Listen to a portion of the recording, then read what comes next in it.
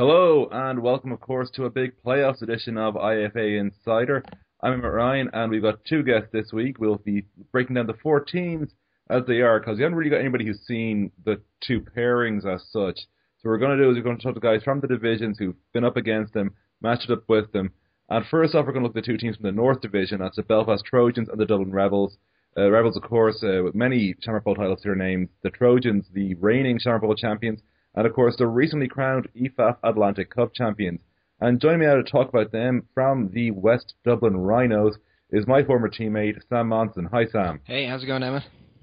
Well, Sam, first off, let's get to the champs. And, of course, they're champs in the double now, having won the Atlantic Cup there last weekend with a win over Trinity in the final and, of course, beating the Dutch team, the Untouchables, in the semi-final.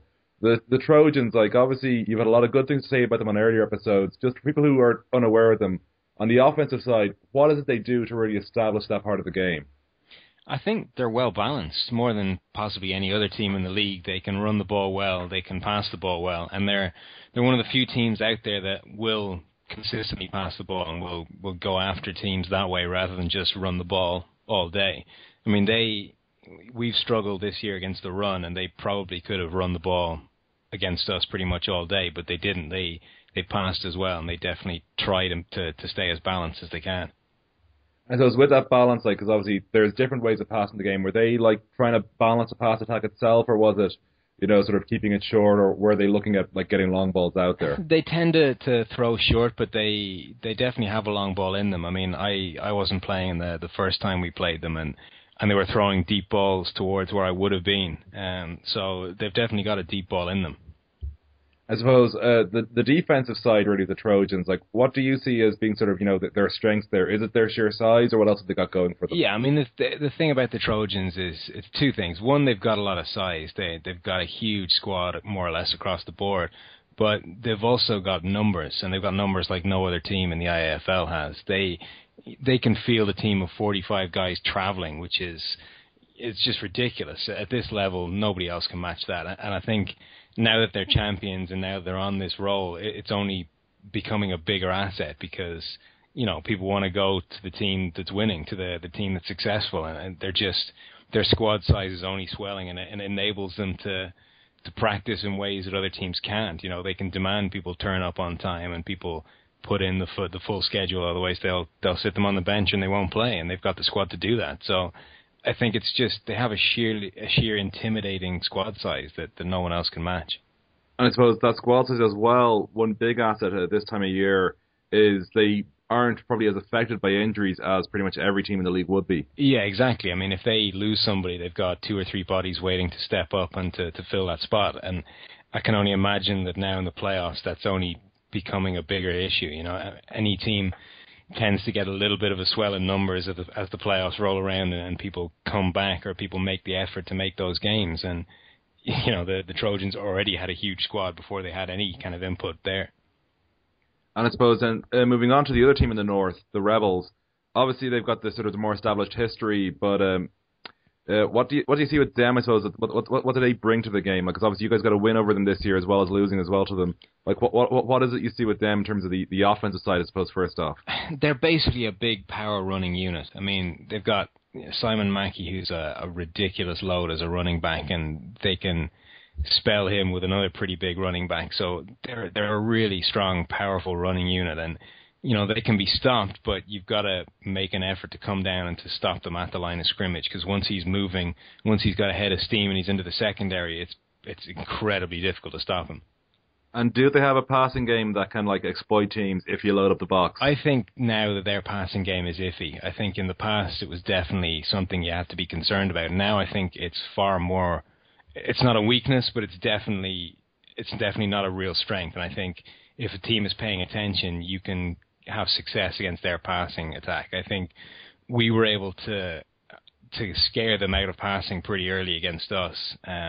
Certainly in the first game, they threw 3 or 4 seam passes that we were pretty close to picking off. And then between that and being able to run the ball quite well on us, they went away from it completely and barely put the ball in the air for the rest of the game.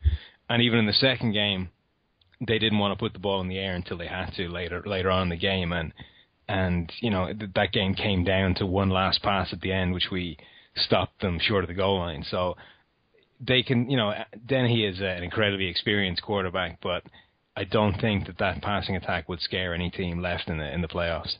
I suppose defensively, like, where do you see sort of, their advantages? Like, is it their run stopping, or are they pretty good in terms of the secondary as well? I think they're a pretty balanced team. Their safety has a lot of range. He's a quick guy. I was quite impressed with him. I'm not massively impressed with the rest of their kind of defense individually, but I think as a unit they work quite well. I think they're generally pretty tough all across the board. They're a lot like the Rebels of old, except they just don't have the numbers they once had. I think they've got a slightly smaller squad this time, and it's now that the team with those huge squads are the Trojans. And of course, like, because we can't really ask him to make a pick in this game, so instead of that, for both games, starting off with the Vikings, you're head coach of the Vikings. What's your plan to beat Belfast? I've said pretty much all the way through this season, I just don't see them losing. I really don't. I think they're too good. They're too big. They're too big in numbers. They have the advantage across the board. I mean, they are beatable, but it's not going to be any game plan that takes them down. It's basically going to be a game of perfect football and no mistakes. You can't afford to screw up against them because they're going to make you pay, and you're not going to have the advantage anywhere else to be able to overcome that. So I don't think a game plan is going to get it done. I think you're just going to have to execute as well as you can and hope it's enough. And flipping on, of course, the other game, your head coach of Trinity, what's your plan to take out the Rebels? I think against the Rebels, you've just got to load up against the run. You've got to forget the pass. Literally, everybody plays within 7 yards of the line of scrimmage and dare them to put it in the air. If you can stop them running the ball, you've got a chance. At that point, take your chances with your corners against their receivers and play it that way. I don't think that playing balance does you any favors. I think they've got a definite game plan, and you have to stop it. Well, Sam, we hope to talk to you again before the Summer Bowl itself, but for now, thanks for joining us. Anytime. Thanks, Emmet. And that was Sam Monson of the West Dublin Rhinos, breaking down the two northern teams who are into the playoff semi-finals, breaking down the two southern teams in the playoff semi-finals, which are the UL Vikings and Trinity College Dublin, is Eoin Cunningham. Eoin's the head coach of UCD, American Football Club, and has played both sides this season. And I believe you beat both at some stage, Eoin, is that right? We did not beat the UL Vikings, but the two games that we did play against, or the three games, I should say, they were both very competitive games. Okay, so well, that's still pretty good. So you got a good read on both teams because you felt sort of close to victory in UL, and of course you felt both sides of the coin with Trinity. Yeah. And I'll start off with your colours rivals, Trinity. First off, I suppose on offense, what is it they do that challenges you when you're coordinating the D? Well, firstly, they've got a lot of great talented players. Their quarterback is a very good, very clever player, and a lot of speed. One thing that doesn't really get talked about a lot when people mention Trinity, a lot of attention gets put on Rob McDowell, but his O-line is absolutely fantastic this year. They've got a great unit down there, and their receivers are playing pretty well this year. And so no one knows really what the status for Mr. McDowell is at the moment, but with or without him, they're still a good, fast-paced offense. And so, is it really heavy on the run, or does the threat of McDowell and obviously being a running QB allow them to bring a passing game into it? Absolutely, the passing game, it's always a threat. Their receivers, they can get you deep and they can catch the short pass. The run game is the strength. They can go inside, they can go outside, and it's very difficult to predict what they're going to do and when they're going to do it. So you've got to always be on your toes when you're dealing with Trinity, because it only takes one play and they can go 80 yards on you, and you've always got to be aware that you never know when they're going to strike. So heavy on the big plays is one thing, I suppose, to bear in mind of Trinity's offense. And looking at the defensive side, what sort of looks do they bring, I suppose, when you're going up against them? We saw a lot of a nickel formation, a 4-2-5. They very fast, very quick, and they stayed a lot in the 4-2-5. And so I suppose looking at it sort of from not looking at Trinity, looking at UL then, what did they bring, I suppose, defensively first? Because we started off with the UL and Trinity. What did UL do to you guys defensively that you had to fight against? UL obviously are a very experienced team. They know what they're doing at this stage. They mix up their coverages quite a bit. They give you different looks, and there's experience of every single position there. Their front four know exactly what they're doing every play, and they're mixing everything up. It's a challenge for any O-line to try and deal with that front seven, to be honest. And regarding their offense, obviously, because you did run them close, so I'm guessing you had a good days on defense against them. Like, what do they bring, I suppose, on offense? They're a team that again they'll run the ball and they'll run it down your throat. If they find a play that's working for them, they're going to keep doing it. You figure out a way to stop it, which is again it's a flawless strategy. But their quarterback has a good arm and they've got a couple of great receivers. Like Sean Goldrick is always a threat. He's great pair of hands on him. So again, you've got to account for their passing game as well, but their run game is, again, their O-line moves as a single unit, and it's very difficult to deal with. You've got to, again, be top of your game. So before we go to Dublin teams, I'm going to put you in the head coach position, which you've been used to, in fairness, for a while now, Eoin. Yeah. So you're head coach of Belfast Trojans. You're playing the Vikings. What's your plan? First things first will be, you got to deal with the run game, the Vikings run game. They've got a lot of experience. Like the Trojans, they're a great team. But at the end of it, they've only been around a few years. Now the Vikings have been doing this a long time. There's a lot of experience there. So you've got to remind your guys that these guys, they know what they're doing. They like the Adrian Garveys that have been in this league for a long time. He knows exactly what he's doing at any moment. Whether it's on defense or offense, he's capable of making a big play. But I think that if you can take UL's run game away, you'll limit them a lot offensively. And then I find the Trojans on offense again. Their front four. The Trojans have a very strong O-line now. That's a great matchup again. I can't wait to see that the Trojans O-line against the Vikings D-line is going to be a great matchup. I think that's where the game will come down to how well the Trojans deal with that, because the Trojans' strength is in their run game. So again, obviously you want to get that going. And the Vikings DBs, they can be beaten, they can be exposed, but it's only if you've got a good run game, because you need time. And that D-line again, that Vikings D-line, get into the backfield quickly. And your head coach of Dublin Rebels, you're playing Trinity. What's your plan? Well, first things first, you've got to establish contain on defense.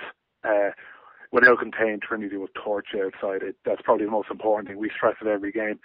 Again, if you dealing with Trinity, like their quarterback is tough as nails. He's a run threat as well.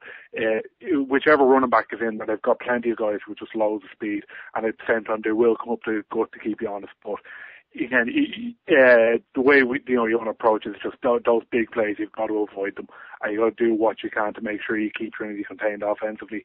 I suppose when the Rebels on offense, the first thing I've always noticed about Trinity's offense is, again, a bit like our defense, is that they're very fast.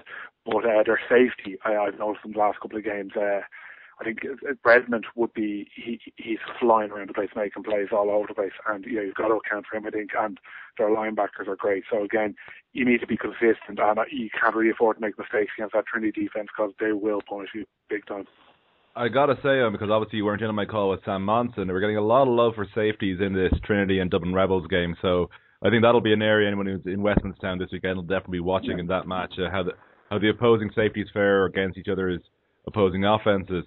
Eoin, that's been a great help. Listen, thanks a lot for joining us. And for anyone who wants to go along to the games this weekend, remember they're in the Garda Sports Grounds out in Westmanstown. It is free admission. And the first game kicks off at midday, I believe. That will be the Trojans and the Vikings. And the second game, which is down for 3:30, let me double check that. This is why we record this show. It's so live, kids. Yes, it's down for 3 p.m., sorry, not 3:30. So that's why I'm your amateur host rather than your professional host. So just to clarify that again, we got the Trojans and the Vikings kick off midday. We've got Trinity and Dublin Rebels kick off 3 p.m. Admission free of charge, Garda Complex in Westmanstown.